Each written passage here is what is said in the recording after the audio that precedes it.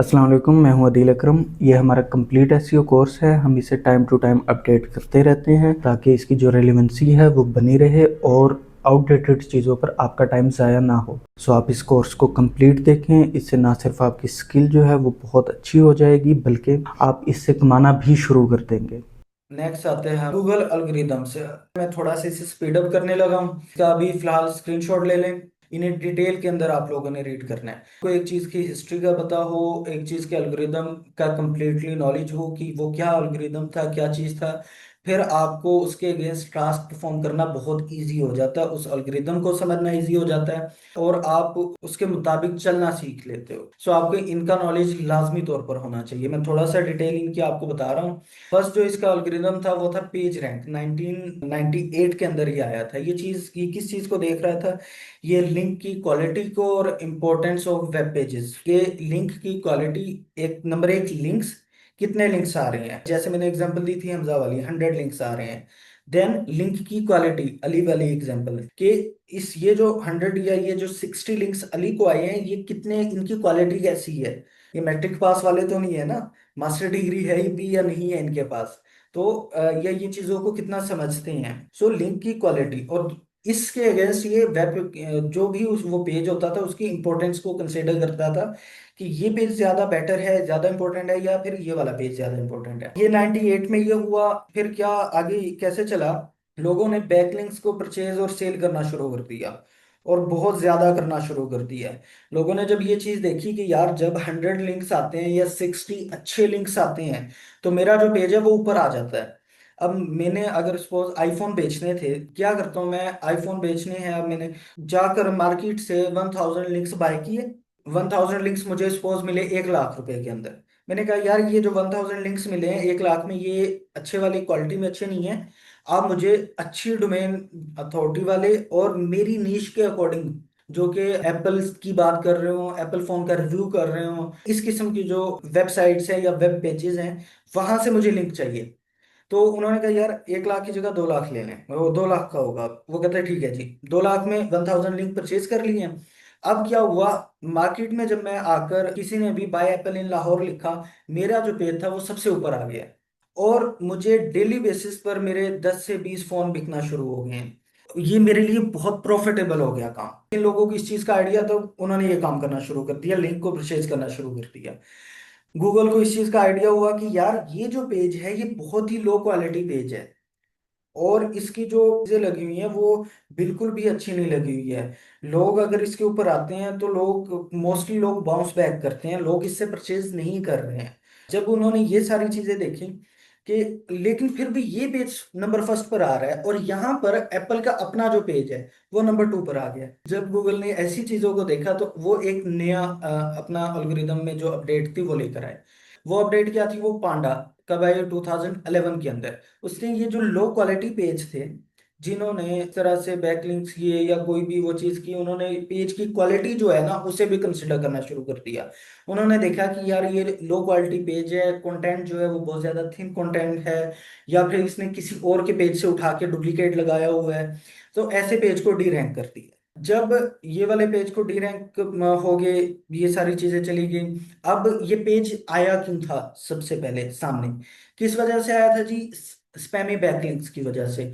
लोगों ने thousands millions backlinks purchase करना शुरू कर दिए। इसका सोल्यूशन क्या आया? इसका सोल्यूशन आया पेंगुइन। पेंगुइन कब आया? 2012 के अंदर। उन्होंने क्या किया, इन स्पैमी बैकलिंक्स को डिटेक्ट करना शुरू किया कि ये जो अब कहाँ से डिटेक्ट हुआ कि लाइक एक सेलर है, सेलर जो 1000 लिंक्स सेल कर रहा है वो सिर्फ इसको तो नहीं कर रहा है ना, वो ऐसे बहुत से लोगों को सेल कर रहा है। अब उसने लिंक्स इतने सेल कर दिए कि उसकी वेबसाइट से जो बैक लिंक्स है वो बहुत ज्यादा जाने लगे लोगों को। गूगल ने ऐसी वेबसाइट्स को देखा कि कौन सी वेबसाइट्स ऐसे बैकलिंक्स जो हैं वो दूसरों को दे रही हैं। उस वेबसाइट से अली को भी बैकलिंक एक गया, हमजा को गया, अहमद को गया। उन्होंने डिटेक्ट किया कि अली को भी बैकलिंक आया है, हमजा को भी आया है और अहमद को भी आया है। उन्होंने ये वेबसाइट को पकड़ा, अहमद वाली को। इस वेबसाइट पे देखा कि इसने कितने बैकलिंक्स आए हैं, 1000 बैकलिंक्स आए हैं। आईपी एड्रेस क्या था? सेम आईपी एड्रेस से आ रही हैं। या ये वाले 4 से 5 आईपी एड्रेस हैं। अच्छा, इन्हीं आईपी एड्रेस से इसे भी लिंक आया है, इन्हीं आईपी एड्रेस से अली को हमजा को भी लिंक्स आए हैं। सो इस तरह से करके ये जितने भी स्पैमी बैकलिंक्स हैं इन सबको खत्म कर दिया, इन्हें डिटेक्ट किया और इन्हें बाहर निकाल दिया, फेंक दिया। मतलब अब वो मत की या हमजा की रैंकिंग में इन बैकलिंक्स को कंसीडर करते ही नहीं है। दूसरा, एक और चीज, अननेचुरल बिहेवियर। मैंने आपको लास्ट लेक्चर में बताया था कि लिंक्स आ रहे हैं 5 10 डेली बेसिस पे, बट एकदम से 1000 लिंक कैसे आ गया? अब ये जो पूरे का पूरा 1000 लिंक्स है, इन सबको साइड पे कर दिया। एक ये कि जस्ट साइड पे कर दिया, कंसीडर नहीं करना। दूसरा, पेनल्टी, या तो पूरे के पूरे पेज को डी इंडेक्स कर दिया या पूरी की पूरी वेबसाइट को उठा के डी इंडेक्स कर दिया, पेनलाइज कर दिया पूरी वेबसाइट को। उसके बाद क्या आता है जी? हमिंग बर्ड, ये आता है 2013 के अंदर। अब ये किस चीज पर इशू कहाँ पर आना शुरू हुआ? इशू यहाँ पर आना शुरू हुआ कि यार एप्पल लिखा है, और एप्पल लिखने के बाद उसमें 1 से 2 वेबसाइट्स आ गई हैं मोबाइल फोन्स की, और 2 से 3 वेबसाइट्स आ गई हैं जी आर्टवर्क की, जो कि एप्पल से रिलेटेड आर्टवर्क कर रहा है। 2 से 3 वेबसाइट्स आ गई फ्रूट्स की। अब जब एप्पल लिखा तो जो भी क्यूरी पर सर्च करने वाला पर्सन था, उसने एप्पल जो मोबाइल फोन की थी वेबसाइट, सिर्फ उससे जाकर क्लिक किया। जब ये मिलियंस ऑफ टाइम ये ऐसा सिनेरियो पैदा हुआ कि वो सिर्फ एक नीश को, जो आपका यूजर है वो क्लिक कर रहा है, बाकी जो नीश है उसे वो क्लिक ही नहीं कर रहा है। तो क्या सर्च का इंटेंट क्या है? गूगल ने इस चीज को कंसिडर करना शुरू किया कि जस्ट कीवर्ड बेस नहीं, बल्कि उसका इंटेंट भी समझने की कोशिश करनी है अब। कि अगर कोई एप्पल लिखेगा तो वो एप्पल मोबाइल फोन के लिए लिखेगा, एप्पल फ्रूट के लिए नहीं लिखेगा, क्योंकि फ्रूट तो वो बाहर गली में निकलेगा, उसे सामने नजर आ जाएगा। गूगल पर अगर वो आया तो वो गूगल पर मोबाइल फोन के लिए आया है। नेक्स्ट है, जब हम इमेज की बात करते हैं तो इसका इंटेंट क्या है? हमें मोबाइल फोन की जरूरत होती है, उसके इमेज की ऐसा जरूरत नहीं होती। लेकिन छोटे बच्चे, ये जो 5 क्लास तक होते हैं ना, तो इन्हें इमेजेस की जरूरत होती है। या हम कोई असाइनमेंट कर रहे हैं, कोई प्रेजेंटेशन दे रहे हैं जो कि एग्रीकल्चर से रिलेटेड है, वहां पर हमें इमेजेस की जरूरत होती है जो कि एग्रीकल्चर से रिलेटेड है, जिसका बैकएंड क्या होगा? फ्रूट होगा, जो इंटेंट होगा। सो कीवर्ड बेस हट गया।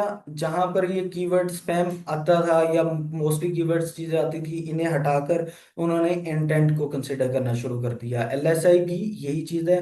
मैंने आपको यहाँ पे क्वेश्चन दोबारा आया हुआ था एलएसआई का, कि वो इंटेंट को समझने में हेल्प आउट करते हैं। वो वाले वर्ड क्या करते हैं?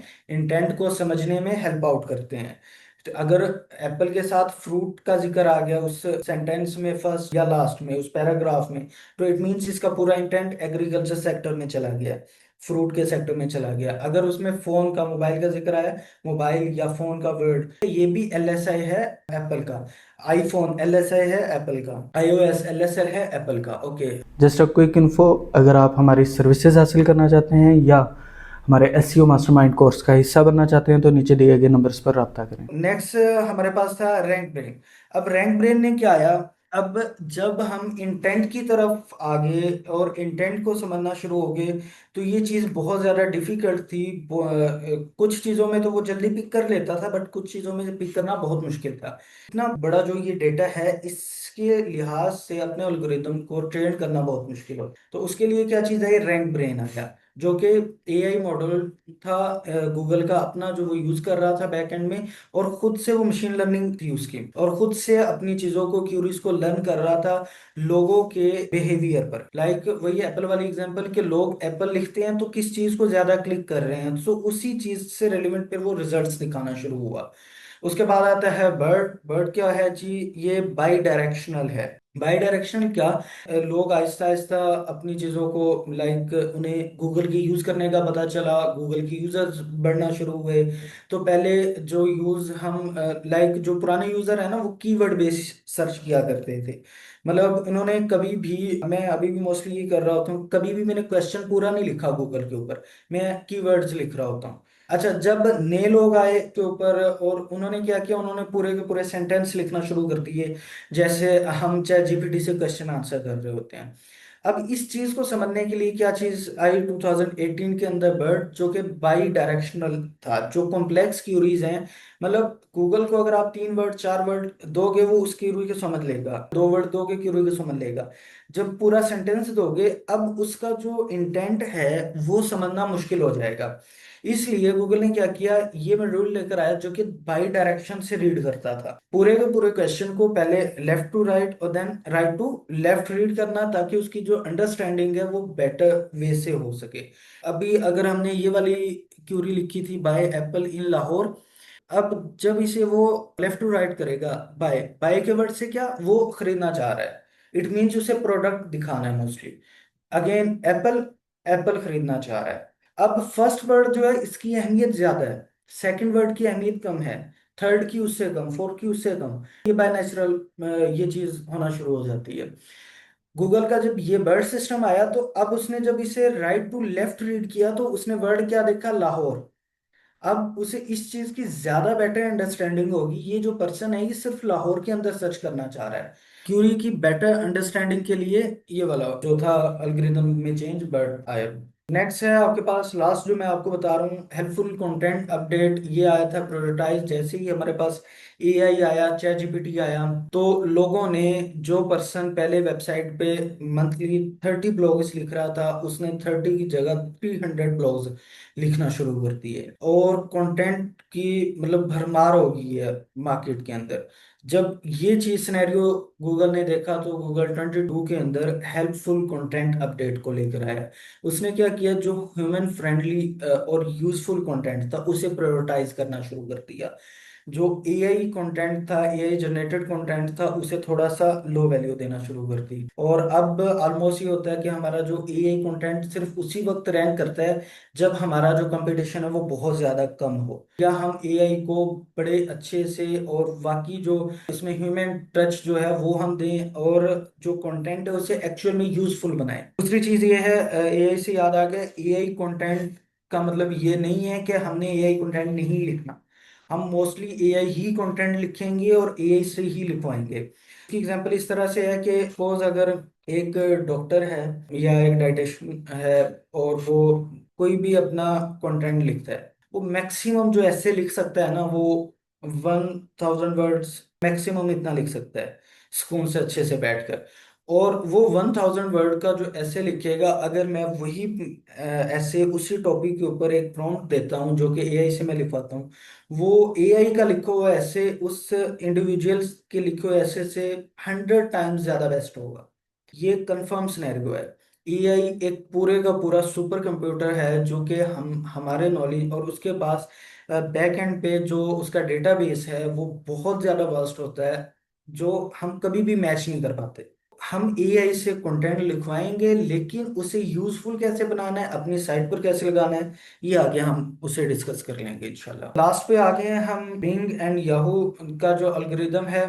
फर्स्ट हम बिंग के एल्गोरिदम के बारे में बात कर लेते हैं। मोस्टली जो चीजें हैं वो सारी की सारी गूगल का एल्गोरिदम जिस तरह से वर्क करता है इसी तरह से वर्क कर रही होती हैं। थोड़ा सा चेंज कहाँ पर है, ये सोशल मीडिया के जो सिग्नल्स हैं उन्हें ज्यादा वैल्यू दे रहा होता है। सोशल मीडिया के जो लाइक एंड शेयर्स हैं, आपकी जो प्रोफाइल है सोशल मीडिया पे वो कितनी स्ट्रांग है, आपको कितने लोग फॉलो करते हैं, आपके अराउंड जो क्लस्टर बन रहा है वो किस नीश के लोगों का है, आपकी सोशल सिग्नल्स में ये भी आ जाता है कि आपके कंटेंट को जो लोग शेयर कर रहे हैं वो किस तरह के लोग शेयर कर रहे हैं। बिंग का जो एक्स था ट्विटर, उससे वो डायरेक्टली बहुत सा डेटा उठाता था, अब भी वो डेटा उठाता है बट इतना ज्यादा नहीं जितना कि पहले उठाया करता था। इसके अलावा हम किस तरह से इसे शो कर सकते हैं, हमारी जो वेबसाइट है उसके अंदर हमारे जितने भी सोशल मीडिया चैनल्स हैं वो सारे के सारे होने चाहिए। उसके बाद हमारे जो सोशल मीडिया चैनल्स की जितनी भी प्रोफाइल्स हैं उसमें हमारी वेबसाइट है उसका लिंक होना चाहिए। ये सारी के सारे सिनेरियो एक हमारे पास क्लस्टर बना देंगी जो कि सारा आपस में अटैच होगा। फर्स्ट, जितने हम सिनेरियोज को, जितनी चीज़ों को हम डिस्कस कर चुके हैं, बीइंग याहू ऑलमोस्ट उन सब चीज़ों को देख रहे होते हैं। सेकेंडरी जो ये कुछ ज़्यादा एक्स्ट्रा वैल्यू दे रहे होते हैं गूगल की निस्बत, वो क्या है, सोशल सिग्नलिंग। और उसके बाद क्या होता है जी, मल्टीमीडिया कंटेंट। मल्टीमीडिया का जो कंटेंट है, इमेजेस वीडियोस वगैरह, इन्हें भी ये रैंक बहुत जल्दी करता है। लिंक जो है वो हमारे सोशल मीडिया के जो पोस्ट होते हैं उन्हें भी रैंक करता है। और मल्टीमीडिया के कंटेंट को भी ये ज़्यादा अहमियत देता है। नेक्स्ट आ जाते हैं हम याहू। याहू जो है वो 2009 तक इनका अपना अल्गोरिदम था। 2009 के बाद बिंग इसने जो बिंग का इंडेक्सिंग और रैंकिंग सिस्टम है उसे यूज करना शुरू कर दिया है। नेक्स्ट, आज की क्लास एंड है। क्लास के मतलब कोई क्वेश्चन हो, कोई इशू हो तो वो पूछ सकते हो आप। हमारा एसईओ मास्टरमाइंड कोर्स हर मंथ शुरू किया जाता है, सो अगर आप उसका पार्ट बनना चाहते हैं तो हमसे रब्ता करें।